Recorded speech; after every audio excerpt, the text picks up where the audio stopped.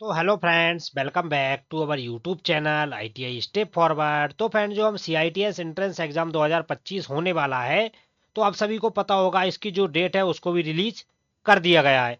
तो जो भी कैंडिडेट्स ऐसे हैं जो fitter, Turner, machinist, welder trade से सीआईटीएस करना चाहते हैं, तो उनके लिए ये क्लासेस बहुत ही ज़्यादा हेल्पफुल होने वाली है। क्योंकि इससे पहले हम बाकी के 10 वीडियोस को भी डिस्कस कर चुके हैं। तो अगर आपने 10 वीडियोस को नहीं देखा है तो चैनल की प्ले लिस्ट पर जाकर आप उन वीडियोस को देख सकते हैं। और इसके अलावा आपने फिटर 1000 टेक्निकल एमसीक्यू वीडियोस को नहीं देखा है तो डिस्क्रिप्शन में हमने उसका लिंक दिया है, तो वहां से जाकर आप उन वीडियोस को देख सकते हैं। तो आज की इस वीडियो में हम डिस्कस करने वाले हैं 30 क्वेश्चन को, जो आपके एग्जाम के लिए बहुत ही ज़्यादा हेल्पफुल होने वाले हैं। तो आपसे रिक्वेस्ट है, अगर आपको वीडियो पसंद आता है तो वीडियो को लाइक करें और चैनल को तो पक्का से ही सब्सक्राइब कर लें। तो आइए शुरू करते हैं बिना किसी देरी के। क्वेश्चन नंबर 1 हमारा क्या बोल रहा है? क्वेश्चन नंबर 1 बोल रहा है, which key is used for transmitting torque between shaft and hub? Shaft और हब के बीच टार्क ट्रांसमिट करने के लिए कौन सी की उपयोग होती है? जो हमारा शाफ्ट हो गया या हब हो गया, तो दोनों के बीच में हमें टार्क को ट्रांसमिट करना है, तो उसके लिए हम किस प्रकार की चाबी का यूज करेंगे? तो ऑप्शन ए क्या बोल रहा है? वुडरफ की। ऑप्शन बी क्या बोल रहा है? स्क्वायर की। ऑप्शन सी क्या बोल रहा है? फीदर की। ऑप्शन डी क्या बोल रहा है? जिबेट की। तो फ्रेंड, जो हमारा क्वेश्चन नंबर 1 है, क्वेश्चन नंबर 1 का करेक्ट आंसर हो जाएगा ऑप्शन नंबर सी, फीदर की। तो शाफ्ट और हब के बीच टार्क को ट्रांसमिट करने के लिए हम कौन सी चाबी का यूज करेंगे? तो वहां पर हम फीदर की का यूज करेंगे। आगे बढ़ते हैं नेक्स्ट क्वेश्चन की ओर। क्वेश्चन नंबर 2 क्या बोल रहा है? सेकंड नंबर क्वेश्चन बोल रहा है, which tool is used to check runout? Runout की जांच करने के लिए कौन सा उपकरण प्रयोग होता है? तो जैसे हम ड्रिलिंग वगैरह करते हैं तो उसका जो रनआउट वगैरह रहता है, तो रनआउट वगैरह चेक करने के लिए हम किसका यूज करेंगे? तो ऑप्शन ए क्या बोला है? Vernier caliper. ऑप्शन बी क्या बोला है? Dial test indicator. Option C क्या बोला है? Outside micrometer. ऑप्शन डी क्या बोला है? प्रोटेक्टर। तो फ्रेंड, जो हमारा क्वेश्चन नंबर 2 है, सेकंड का हमारा करेक्ट आंसर क्या हो जाएगा? क्वेश्चन नंबर 2 का करेक्ट आंसर हो जाएगा ऑप्शन नंबर बी। तो रनआउट वगैरह की जांच करने के लिए हम किस उपकरण का यूज करेंगे? तो रनआउट वगैरह की जांच करने के लिए हम डायल टेस्ट इंडिकेटर का यूज करेंगे। आगे बढ़ते हैं नेक्स्ट क्वेश्चन की ओर। क्वेश्चन नंबर 3 हमारा क्या बोल रहा है? थर्ड नंबर क्वेश्चन बोल रहा है, what is the hardness of a file on the Rockwell scale? Rockwell scale पर फाइल की कठोरता कितनी होती है? जो हमारा हीट ट्रीटमेंट हो गया, तो हीट ट्रीटमेंट में जो हमारे हार्डनिंग टेस्टिंग स्केल वगैरह रहते हैं, तो उसमें जो रॉकवेल स्केल रहता है, तो उसकी फाइल उसमें मतलब बोल रहा है कि फाइल की कठोरता कितनी होती है? तो ऑप्शन ए बोला है 20 से 30 H R C. Option B बोल रहा है 30 से 40 H R C. Option C बोला है 50 से 55 H R C. Option D बोला है 60 से 65 एच आर सी। तो फिर जो हमारा क्वेश्चन नंबर 3 है, क्वेश्चन नंबर 3 का करेक्ट आंसर हो जाएगा option number D. Rockwell hardness scale पर फाइल की जो कठोरता होती है वो कितनी रखी जाती है? 60 से 65 एच आर सी। आगे बढ़ते हैं नेक्स्ट क्वेश्चन की ओर। क्वेश्चन नंबर 4 हमारा क्या बोल रहा है? 4 नंबर क्वेश्चन बोल रहा है, what is used to prevent loosening of nut and bolt? Nut और बोल्ट को ढीला होने से रोकने के लिए क्या प्रयोग होता है? जो हमारा नट बोल्ट वगैरह हो गए, तो उनको ढीला होने से अगर हमें रोकना है, तो उसके लिए हम किसका यूज करेंगे? तो ऑप्शन ए बोला है बॉसर। ऑप्शन बी बोला है नट। ऑप्शन सी बोला है थ्रेड। और ऑप्शन डी बोला है स्प्रिंग। तो फ्रेंड, नट और बोल्ट को ढीला होने से रोकने के लिए हम किसका यूज करेंगे? तो उसके लिए हम करेंगे बॉसर का यूज। तो जो हमारा क्वेश्चन नंबर 4 है, 4 का करेक्ट आंसर हो जाएगा ऑप्शन नंबर ए। आगे बढ़ते हैं नेक्स्ट क्वेश्चन की ओर। क्वेश्चन नंबर 5 हमारा क्या बोल रहा है? 5 नंबर क्वेश्चन बोल रहा है, what is the standard pitch of M10 thread? M10 thread की मानक पिच क्या है? जो हमारी M10 थ्रेड रहती है, मतलब थ्रेड्स जो हमारी रहती है वो भी हमारे नंबरों से मिलती है। तो जिसमें M10 की थ्रेड है, उसकी जो पिच रहती है, पिच क्या रहता है हमारा? एक दांत से दूसरे दांत के बीच की दूरी। तो हमसे पूछ रहा है M10 थ्रेड की मानक पिच क्या है? तो इसका हमारा करेक्ट आंसर हो जाएगा क्वेश्चन नंबर 5 का ऑप्शन नंबर बी। जो हमारी M10 ग्रेड की जो थ्रेड रहती है, तो उसकी जो पिच रहती है वो रखी जाती है 1.5 mm, मतलब 1.5 mm उसकी पिच रखी जाती है। आगे बढ़ते हैं नेक्स्ट क्वेश्चन की ओर। क्वेश्चन नंबर 6 हमारा क्या बोल रहा है? 6 नंबर क्वेश्चन बोल रहा है, which safety device is used in grinding machines? Grinding machine में कौन सा सुरक्षा उपकरण प्रयोग होता है? जो हमारी ग्राइंडिंग मशीन वगैरह रहती हैं, तो उसमें हम किस प्रकार के सुरक्षा उपकरण का यूज करते हैं? तो ऑप्शन ए बोला है टूल रेस्ट। ऑप्शन बी बोला है व्हील गार्ड। ऑप्शन सी बोला है हैंडल। ऑप्शन डी बोला है पुल्ली। तो फ्रेंड, जो हमारा क्वेश्चन नंबर 6 है, 6 का करेक्ट आंसर हो जाएगा option number B. Grinding machine में कौन सा सुरक्षा उपकरण प्रयोग होता है? तो वो रहता है हमारा व्हील गार्ड। आगे बढ़ते हैं नेक्स्ट क्वेश्चन की ओर। क्वेश्चन नंबर 7 क्या बोल रहा है? 7 नंबर क्वेश्चन बोल रहा है, what is the full form of BSW? BSW का पूरा नाम क्या है? तो फ्रेंड्स आप सभी ने स्क्रू थ्रेड अगर चैप्टर पढ़ा है तो उसमें हमारी थ्रेड की जो टाइप्स रहते हैं, जो मतलब अलग अलग प्रकार के रहते हैं, तो उसमें जो BSW थ्रेड रहती है उसका पूरा नाम क्या रहता है? तो ऑप्शन ए बोला है बिट्रेस सॉलिड वायर, ऑप्शन बी क्या बोला है बिट्रेस स्टैंडर्ड वायर, ऑप्शन सी क्या बोला है बिट्रेस स्टैंडर्ड विटवर्थ, ऑप्शन डी क्या बोला है वेस स्टैंडर्ड विटवर्थ। तो फ्रेंड्स हमको बहुत ध्यान से क्वेश्चन को पढ़ना है और उसका आंसर टिक करना है, तो इसका करेक्ट आंसर हो जाएगा option number C, British standard Whitworth. जो हमारी BSW थ्रेड रहती है उसका पूरा नाम क्या रखा जाता है या क्या रहता है? तो ब्रिटिश स्टैंडर्ड विटवर्थ थ्रेड। आगे बढ़ते हैं नेक्स्ट क्वेश्चन की। क्वेश्चन नंबर 8 हमारा क्या बोल रहा है? 8 नंबर क्वेश्चन बोल रहा है the most precise surface finish is obtained by. सबसे सटीक सतह फिनिश किस प्रक्रिया से प्राप्त होती है? अगर हम सबसे अधिक सतह फिनिश की बात कर लेते हैं तो ऑप्शन ए क्या बोला है ग्राइंडिंग, ऑप्शन बी बोला है सुपर फिनिशिंग, ऑप्शन सी बोला है ड्रिलिंग और ऑप्शन डी बोला है बोरिंग। तो जो हमारा क्वेश्चन नंबर 8 है, 8 का हमारा करेक्ट आंसर क्या हो जाएगा? ऑप्शन नंबर बी, सबसे सटीक सतह फिनिश किस प्रक्रिया से प्राप्त होती है? तो वो रहती है हमारी सुपर फिनिशिंग। आगे बढ़ते हैं नेक्स्ट क्वेश्चन की ओर। क्वेश्चन नंबर 9 क्या बोल रहा है? 9 नंबर क्वेश्चन बोल रहा है which file is used for filing slots. Slot filing के लिए कौन सी फाइल प्रयोग होती है? जो हमारे स्लॉट वगैरह रहते हैं, तो स्लॉट वगैरह की फाइलिंग करने के लिए हम किस फाइल का यूज करेंगे? तो ऑप्शन ए बोला है राउंड फाइल, ऑप्शन बी बोला है फ्लैट फाइल, ऑप्शन सी बोला है ट्रायंगुलर फाइल, ऑप्शन डी बोला है स्क्वायर फाइल। तो फ्रेंड जो हमारा क्वेश्चन नंबर 9 है, 9 का करेक्ट आंसर हो जाएगा ऑप्शन नंबर डी। स्लॉट वगैरह की फाइलिंग करनी है तो उसके लिए हम किस फाइल का यूज करेंगे? तो उसके लिए हम किस फाइल का यूज करेंगे? स्क्वायर फाइल का यूज करेंगे। जो हमारी स्क्वायर फाइल रहती है वो हमारी स्लॉट वगैरह के काम में आती है। आगे बढ़ते हैं नेक्स्ट क्वेश्चन की ओर। क्वेश्चन नंबर 10 हमारा क्या बोल रहा है? 10 नंबर क्वेश्चन बोल रहा है which safety equipment is essential for welding. Welding के लिए कौन सा सुरक्षा उपकरण आवश्यक है? जब हम वेल्डिंग वगैरह करते हैं हमारी वर्कशॉप में, तो वेल्डिंग करने के लिए हम कौन से सुरक्षा उपकरण आवश्यक रहते हैं? तो ऑप्शन ए बोला है ग्लव्स, ऑप्शन बी बोला है वेल्डिंग शील्ड, ऑप्शन सी बोला है एप्रन और ऑप्शन डी बोला है सेफ्टी शूज। तो जो हमारा क्वेश्चन नंबर 10 है, 10 का करेक्ट आंसर हो जाएगा option number B, welding shield. तो वेल्डिंग के लिए हम कौन से सुरक्षा उपकरण अति आवश्यक रहता है? तो जो हमारा वेल्डिंग शील्ड रहता है वो हमारा सबसे अति आवश्यक उपकरण रहता है। तो 10 का करेक्ट आंसर हो जाएगा ऑप्शन नंबर बी। आगे बढ़ते हैं नेक्स्ट क्वेश्चन की। क्वेश्चन नंबर 11 क्या बोल रहा है? 11 नंबर क्वेश्चन बोल रहा है which tool is use to remove broken studs. टूटी हुई स्टड को हटाने के लिए कौन सा टूल प्रयोग होता है? तो फ्रेंड्स आप सभी को पता होगा, जैसे हमारा कोई भी स्टड वगैरह है, अगर वो हम टैपिंग द्वारा टैप कर रहे हैं तो टूट गया है, तो उसके लिए हम किसका यूज करेंगे? तो ऑप्शन ए बोला है टैप, ऑप्शन बी बोला है डाई, ऑप्शन सी बोला है स्क्रू एक्सट्रैक्टर, ऑप्शन डी बोला है रीमर। तो फ्रेंड जो हमारा क्वेश्चन नंबर 11 है, 11 का करेक्ट आंसर हो जाएगा ऑप्शन नंबर सी, टूटी हुई स्टड को हटाने के लिए किस टूल का प्रयोग करेंगे? तो उसके लिए हम स्क्रू एक्सट्रैक्टर का यूज करेंगे। आगे बढ़ते हैं नेक्स्ट क्वेश्चन की ओर। क्वेश्चन नंबर 12 क्या बोल रहा है? 12 नंबर क्वेश्चन बोल रहा है which hammer has a soft head. कौन सा हथौड़ा मुलायम सिर वाला होता है? तो कौन सा हमारा हैमर रहता है जो सॉफ्ट हेड मतलब मुलायम सिर वाला होता है? तो ऑप्शन ए बोला है बॉल पिन, ऑप्शन बी बोला है क्ला, ऑप्शन सी बोला है मैलेट और ऑप्शन डी बोला है स्लेज। तो फ्रेंड जो हमारा क्वेश्चन नंबर 12 है, 12 का हमारा करेक्ट आंसर हो जाएगा ऑप्शन नंबर सी, जो हमारा मैलेट रहता है तो वो हमारा मुलायम सिर वाला होता है। आगे बढ़ते हैं नेक्स्ट क्वेश्चन की ओर। क्वेश्चन नंबर 13 क्या बोल रहा है? 13 नंबर क्वेश्चन बोल रहा है what is the name of the part that holds the tool in milling machine. Milling machine में टूल को पकड़ने वाले भाग को क्या कहते हैं? तो फ्रेंड्स जो हमारी मिलिंग मशीन वगैरह रहती हैं जिसके द्वारा हम स्लॉट्स वगैरह की कटिंग करते हैं, तो मिलिंग मशीन में जो हमारा टूल वगैरह पकड़ने को रहता है तो उस भाग को क्या बोलते हैं? तो ऑप्शन ए बोला है आर्बर, ऑप्शन बी बोला है चक,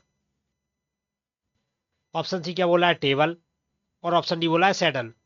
तो फिर जो हमारा क्वेश्चन नंबर 13 है, 13 का करेक्ट आंसर हो जाएगा ऑप्शन नंबर ए आर्बर। मिलिंग मशीन में टूल को पकड़ने वाले भाग को क्या कहते हैं? तो उसे बोलते हैं हम आर्बर। आगे बढ़ते हैं नेक्स्ट क्वेश्चन की ओर। क्वेश्चन नंबर 14 क्या बोल रहा है?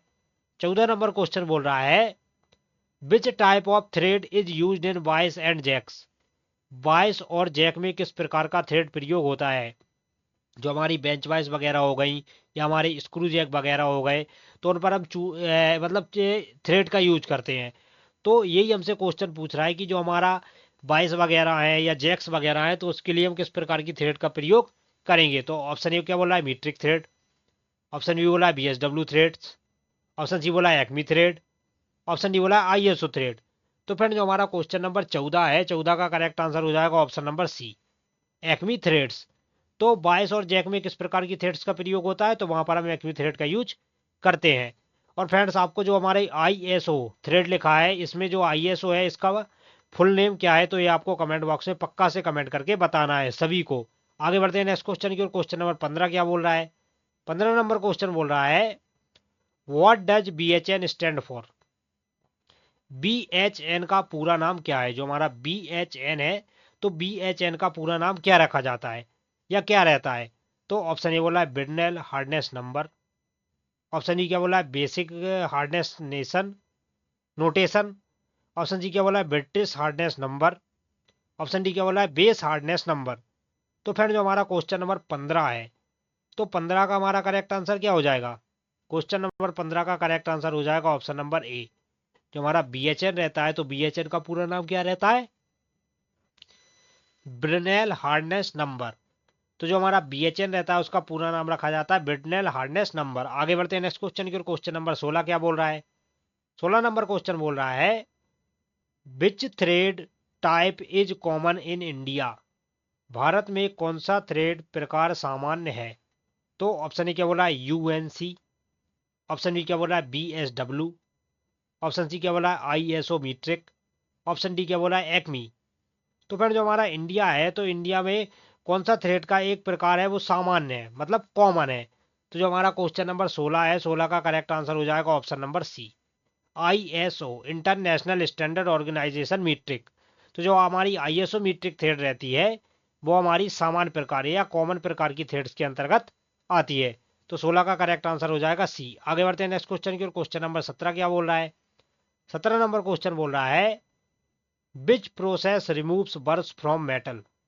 धातु से बर्स को हटाने की प्रक्रिया कौन सी है। जो हमारी मेटल्स वगैरह रहते हैं, तो मेटल्स में क्या रहता है, कभी कभी हमारी बर्स वगैरह फंस जाती है। तो बर्स वगैरह हटाने के लिए हम किसका यूज करेंगे। तो ऑप्शन ए बोला है स्क्रैपिंग। ऑप्शन डी बोला है डिबरिंग। ऑप्शन सी बोला है मिलिंग। ऑप्शन डी बोला है ड्रिलिंग। तो फ्रेंड जो हमारा क्वेश्चन नंबर 17 है, 17 का करेक्ट आंसर हो जाएगा ऑप्शन नंबर बी। तो धातु की सतह से हमें बर्स वगैरह हटाने हैं, तो उसके लिए हम किस प्रक्रिया का यूज करेंगे, तो वहां पर हम डिबरिंग प्रक्रिया का यूज करेंगे। आगे बढ़ते हैं नेक्स्ट क्वेश्चन की ओर। क्वेश्चन नंबर 18 क्या बोल रहा है, 18 नंबर क्वेश्चन हमारा बोल रहा है, what is the hardness range of cast iron. Cast iron की कठोरतम सीमा क्या है। जो हमारा कास्ट आयरन धातु रहता है, तो कास्ट आयरन धातु की जो कठोरता क्रम है वो हमें बताना है। तो ऑप्शन ए बोला है 100 से 150 BHN। ऑप्शन बी क्या बोला है 150 से 200 BHN। ऑप्शन सी क्या बोला है 200 से 300 BHN। ऑप्शन डी क्या बोला है 300 से 400 BHN। तो फ्रेंड जो हमारा क्वेश्चन नंबर 18 है, 18 का करेक्ट आंसर हो जाएगा हमारा option number C. Cast iron की कठोरता सीमा क्या रखी जाती है, तो वो रखी जाती है 200 से 300 BHN। आगे बढ़ते हैं नेक्स्ट क्वेश्चन की ओर। क्वेश्चन नंबर 19 क्या बोल रहा है, 19 नंबर क्वेश्चन बोल रहा है, what is the expansion of RPM। RPM का पूरा नाम क्या है।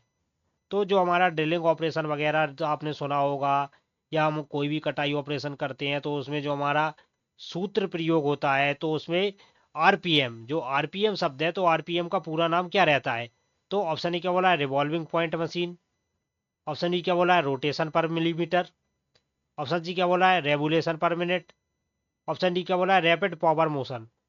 तो फ्रेंड जो हमारा क्वेश्चन नंबर 19 है, 19 का हमारा करेक्ट आंसर क्या हो जाएगा, 19 का करेक्ट आंसर हो जाएगा option number C, revolution per minute. तो जो हमारा ड्रिलिंग वगैरह ऑपरेशन हम करते हैं, तो उसमें जो हमारा RPM रहता है, तो RPM का पूरा नाम क्या रहता है, तो उसका पूरा नाम रहता है रेवोल्यूशन पर मिनट। आगे बढ़ते हैं नेक्स्ट क्वेश्चन की ओर। क्वेश्चन नंबर 20 हमारा क्या बोल रहा है, 20 नंबर क्वेश्चन बोल रहा है, which tool is used for precise layout marking. सटीक लेआउट चिन्हन के लिए कौन सा उपकरण प्रयोग किया जाता है। तो जहां पर हमें सटीक मतलब एक्यूरेसी में जॉब को बनाना होता है। तो वहां पर हम किस प्रकार के मार्किंग टूल का यूज करेंगे? तो ऑप्शन ए क्या बोला है? Surface gauge. ऑप्शन बी क्या बोला है? Try square. ऑप्शन सी क्या बोला है? Vernier caliper. ऑप्शन डी क्या बोला है? डिवाइडर। तो फ्रेंड, जो हमारी सटीक लेआउट मार्किंग रहती है, तो सटीक लेआउट मार्किंग के लिए हम हमेशा सरफेस गेज का यूज करते हैं। तो 20 का करेक्ट आंसर हो जाएगा ऑप्शन नंबर ए। आगे बढ़ते हैं नेक्स्ट क्वेश्चन की ओर। क्वेश्चन नंबर 21 क्या बोल रहा है? 21 नंबर क्वेश्चन बोल रहा है, what is the use of limit gauges? Limit gauge का उपयोग किस लिए होता है? तो जो हमारे गेजेस वगैरह आपने पढ़े होंगे, गेजेस का यूज तो बता देता हूं मैं आपको। तो सबसे पहले गेजेस का यूज करते हैं मास प्रोडक्शन में, मतलब जहां पर हमें एक ही प्रकार के जॉब अधिक मात्रा में बनाने रहते हैं, तो वहां पर हम गेज का यूज करते हैं। तो क्वेश्चन क्या बोला है कि लिमिट गेज का उपयोग किस लिए होता है? तो ऑप्शन ए क्या बोला है? मेजर थ्रेड्स, चूड़ियां मापना। ऑप्शन डी क्या बोला है? मेजर डेप्थ, गहराई मापना। ऑप्शन सी क्या बोला है? चेक टॉलरेंस लिमिट, टॉलरेंस की सीमाएं चेक करना। ऑप्शन डी क्या बोला है? मार्क लाइंस, लाइन खींचना। तो फ्रेंड, जो हमारा क्वेश्चन नंबर 21 है, 21 का करेक्ट आंसर हो जाएगा option number C, check tolerance limits. जो हमारे टॉलरेंस की लिमिट वगैरह में जॉब हमारा बना है कि नहीं, तो वो चेक करने के लिए हम लिमिट गेजेस का यूज करते हैं। आगे बढ़ते हैं नेक्स्ट क्वेश्चन की ओर। क्वेश्चन नंबर 22 क्या बोल रहा है? 22 नंबर क्वेश्चन बोल रहा है, the cutting angle of a lathe tool depends on. Lathe tool का कटिंग कोण किस पर निर्भर करता है? जो हमारा लेथ मशीन में जो हम कटिंग टूल यूज करते हैं, जैसे हमारा ड्रिल वगैरह हो गया, तो कटिंग टूल हमारा किस पर निर्भर करेगा? तो ऑप्शन ए बोला वर्क मटेरियल, मतलब हमारा जॉब की धातु। ऑप्शन डी क्या बोला है? Tool material. ऑप्शन सी क्या बोला है? Machine type. ऑप्शन डी क्या बोला है? Operator skill. तो फिर जो हमारा लेथ मशीन में जो कटिंग टूल का जो कोण रहता है, वो हमारा किस पर निर्भर करता है? तो वो करता है हमारा वर्क मटेरियल। मतलब जैसे अगर हमें माइल्ड स्टील का एक जॉब काटना है, तो उसके लिए हम किस प्रकार के मटेरियल के, मतलब लेड टूल का यूज करेंगे, तो वो सब हमें ध्यान रखना पड़ता है। तो 22 का करेक्ट आंसर हो जाएगा ऑप्शन नंबर ए। आगे बढ़ते हैं नेक्स्ट क्वेश्चन की ओर। क्वेश्चन नंबर 23 हमारा क्या बोल रहा है? 23 नंबर क्वेश्चन बोल रहा है, what is the purpose of hardening our tool? Tool को हार्डनिंग करने का उद्देश्य क्या है? जो हमारे टूल वगैरह रहते हैं, तो उनको हमारे मतलब हार्डनेस करने का सबसे बड़ा उद्देश्य क्या रहता है? तो ऑप्शन ए क्या बोला? इंक्रीज टफनेस, टफनेस को बढ़ाना। ऑप्शन डी क्या बोला? इंक्रीज सॉफ्टनेस, नरमता को बढ़ाना। ऑप्शन सी क्या बोला? इंक्रीज हार्डनेस, कठोरता को बढ़ाना। ऑप्शन डी क्या बोला? इंक्रीज इलास्टिसिटी, इलास्टिसिटी को बढ़ाना। तो फ्रेंड, जो हमारा क्वेश्चन नंबर 23 है, 23 का हमारा करेक्ट आंसर क्या हो जाएगा? क्वेश्चन नंबर 23 का करेक्ट आंसर हो जाएगा option number C, increase hardness. तो टूल को हार्डनिंग करने का उद्देश्य क्या रहता है फ्रेंड्स? जैसे हमें किसी भी धातु को काटना है, तो काटने के लिए हमें टूल को कठोर तो करना पड़ेगा, और उसका जो पॉइंट है वगैरह है उसको भी शार्प करना पड़ेगा। तो उसलिए हम जो हमारे टूल वगैरह रहते हैं, तो उसको हार्डनिंग किया जाता है। तो 23 का करेक्ट आंसर हो जाएगा ऑप्शन नंबर सी। आगे बढ़ते हैं नेक्स्ट क्वेश्चन की ओर। क्वेश्चन नंबर 24 क्या बोल रहा है? 24 नंबर क्वेश्चन बोल रहा है, इन विच फोर्जिंग ऑपरेशन इज अ बार लेंथनेड? किस फोर्जिंग प्रक्रिया में बार की लंबाई बढ़ाई जाती है? तो जो हमारा फोर्जिंग ऑपरेशन रहता है, जिसमें आपने अपसेटिंग, जंपिंग वगैरह पढ़ा होगा, तो अपसेटिंग वगैरह ऑपरेशन पढ़े होंगे, तो उसमें हमारा क्या बोल रहा है कि कौन सा ऑपरेशन है जिसमें हम जॉब की, मतलब ऑपरेशन बार की लंबाई को बढ़ाया जाता है? तो ऑप्शन ए बोला है अपसेटिंग। ऑप्शन डी बोला है ड्राइंग आउट। ऑप्शन सी बोला है फुलरिंग। और ऑप्शन डी बोला है पंचिंग। तो जो हमारा क्वेश्चन नंबर 24 है, 24 का करेक्ट आंसर हो जाएगा ऑप्शन नंबर, क्या हो जाएगा फ्रेंड? 24 का correct answer option number B, drawing out. तो किस फोर्जिंग ऑपरेशन में जो हमारे बार की लंबाई रहती है वो बढ़ाई जाती है? तो वो रहता है हमारा ड्राइंग आउट। तो 24 का करेक्ट आंसर हो जाएगा हमारा ऑप्शन नंबर बी। आगे बढ़ते हैं नेक्स्ट क्वेश्चन की ओर। क्वेश्चन नंबर 25 हमारा क्या बोल रहा है? 25 नंबर क्वेश्चन बोल रहा है, what is the function of coolant in grinding? Grinding में कूलेंट का कार्य क्या है? तो जो हमारा ग्राइंडिंग ऑपरेशन वगैरह रहता है, तो उसमें जो हमारा कूलेंट रहता है उसका काम क्या रहता है? तो ऑप्शन ए क्या बोला? इंक्रीज फ्रिक्शन, घर्षण बढ़ाना। ऑप्शन डी क्या बोला? लुब्रिकेशन एंड कूलिंग, शीतलक और ठंडा करना। ऑप्शन जी क्या बोला है? क्लीनिंग मशीन, मशीन को साफ करना। ऑप्शन डी क्या बोला है? कलर द मेटल, मेटल को कलर करना। तो फ्रेंड, जो हमारा क्वेश्चन नंबर 25 है, 25 का करेक्ट आंसर हो जाएगा option number B, lubrication and cooling, मतलब शीतलन और मतलब हमारा स्प्रे वगैरह करना, मतलब लुब्रिकेशन एंड कूलिंग रहता है। तो ग्राइंडिंग में कूलेंट का कार्य क्या रहता है? लुब्रिकेट करना और ठंडा करना। आगे बढ़ते हैं नेक्स्ट क्वेश्चन की ओर। क्वेश्चन नंबर 26 क्या बोल रहा है? 26 नंबर क्वेश्चन बोल रहा है, साइन बार में रोलर्स के बीच की दूरी क्या कहलाती है? What is the distance between the rollers in a sine bar called? तो फ्रेंड आप सभी ने साइन बार हमारा देखा होगा। साइन बार हमारा कुछ नहीं है, ऐसा रहता है। मैं इसको आपको थोड़ा नॉर्मली बना के बता दे रहा हूँ, अगर आपको समझ में आ जाए तो अच्छी बात है। तो ये हमारा क्या हो गया, साइन बार हो गया। तो हमसे पूछ क्या रहा है कि साइन बार जो हमारा रहता है, तो साइन बार की ये जो दोनों के बीच की दूरी रहती है उसको हम क्या बोलते हैं, तो उसको बोलते हैं हम प्रभावी लंबाई, इफेक्टिव लेंथ। तो साइन बार के रोलर की जो बीच की दूरी रहती है उसको क्या बोलते हैं, इफेक्टिव लेंथ, प्रभावी लंबाई। आगे बढ़ते हैं नेक्स्ट क्वेश्चन की। क्वेश्चन नंबर 27 क्या बोल रहा है, 27 नंबर क्वेश्चन हमारा बोल रहा है, एक साइन बार का उपयोग करने की मुख्य शर्त क्या है। What is the primary condition for using a sine bar. मतलब साइन बार को प्राइमरी कंडीशन मतलब उपयोग करने का मुख्य शर्त क्या रहता है। तो ऑप्शन ए क्या बोला है, इसे क्षैतिज सतह पर रखा जाना चाहिए, it should be placed on a horizontal surface. Option B क्या बोला है, it should be placed vertically, इसे ऊर्ध्वाधर रखा जाना चाहिए। ऑप्शन सी क्या बोला है, it should B dipped in liquid, इसे लिक्विड में डुबाना चाहिए। ऑप्शन डी क्या बोला है, इसे विद्युत प्रवाह से जोड़ा जाना चाहिए, it should be connected to electricity. तो फ्रेंड जो हमारा क्वेश्चन नंबर 27 है, 27 का करेक्ट आंसर क्या हो जाएगा, ऑप्शन नंबर ए, इसे क्षैतिज सतह पर रखा जाना चाहिए। तो जो हमारा साइन बार का उपयोग करने की मुख्य शर्त है, तो वो मुख्य शर्त क्या रहती है कि हमें इसे क्षैतिज सतह पर रखना चाहिए। आगे बढ़ते हैं नेक्स्ट क्वेश्चन की। क्वेश्चन नंबर 28 क्या बोल रहा है, बोला in which tool post only one tool can be fixed at a time. किस टूल पोस्ट में एक बार में केवल एक ही टूल लगाया जा सकता है। मतलब कौन सा हमारा ऐसा टूल पोस्ट रहता है जिसमें हम एक समय में एक ही टूल का यूज कर सकते हैं। तो ऑप्शन ए क्या बोला है, quick change tool post. Option D क्या बोला है, 4 वे टूल पोस्ट। ऑप्शन सी क्या बोला है, single way tool post. Option D क्या बोला है, टर्रेट टूल पोस्ट। तो जो हमारा क्वेश्चन नंबर 28 है, 28 का करेक्ट आंसर हो जाएगा ऑप्शन नंबर सी। तो किस टूल पोस्ट में एक बार में एक ही टूल लगाया जा सकता है, तो वो रहता है हमारा सिंगल पॉइंट कटिंग टूल। आगे बढ़ते हैं नेक्स्ट क्वेश्चन की ओर। क्वेश्चन नंबर 29 क्या बोल रहा है, 29 नंबर क्वेश्चन बोल रहा है, a box jig is also known as. Box jig को और किस नाम से जाना जाता है। जो हमारा बॉक्स जिग वगैरह रहता है, तो बॉक्स जिग को हम और किस नाम से जानते हैं। तो ऑप्शन ए क्या बोला है, क्लोज्ड जिग। ऑप्शन डी क्या बोला है, ओपन जिग। ऑप्शन सी क्या बोला है, प्लेट जिग। और ऑप्शन डी क्या बोला है, चैनल जिग।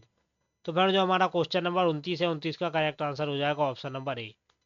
बॉक्स जिग को और हम किस नाम से जानते हैं, तो बॉक्स जिग को हम क्लोज जिग के नाम से जानते हैं। आगे बढ़ते हैं नेक्स्ट क्वेश्चन को, जो कि हमारी वीडियो का लास्ट क्वेश्चन है। और क्वेश्चन नंबर 30 क्या बोल रहा है, बोला है the unit of surface roughness R A is measured in. सतह खुरदरापन रा वैल्यू रा की आर ए की इकाई किसमें मापी जाती है। तो ऑप्शन ए क्या बोला है, मिलीमीटर। ऑप्शन डी क्या बोला है, माइक्रोमीटर। ऑप्शन सी क्या बोला है, नैनोमीटर। और ऑप्शन डी क्या बोला है, मीटर।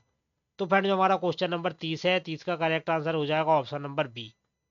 सतह खुरदरापन रा के मान की इकाई किसमें मापी जाती है, तो वो हमारी माइक्रोमीटर में मापी जाती है। तो फ्रेंड्स ये थे हमारी वीडियो के 30 क्वेश्चन। अगर आपको वीडियो पसंद आया हो तो वीडियो को लाइक करके चैनल को सब्सक्राइब पक्का से कर लें। तो मिलते हैं इसके नेक्स्ट पार्ट में, तब तक के लिए बाय बाय।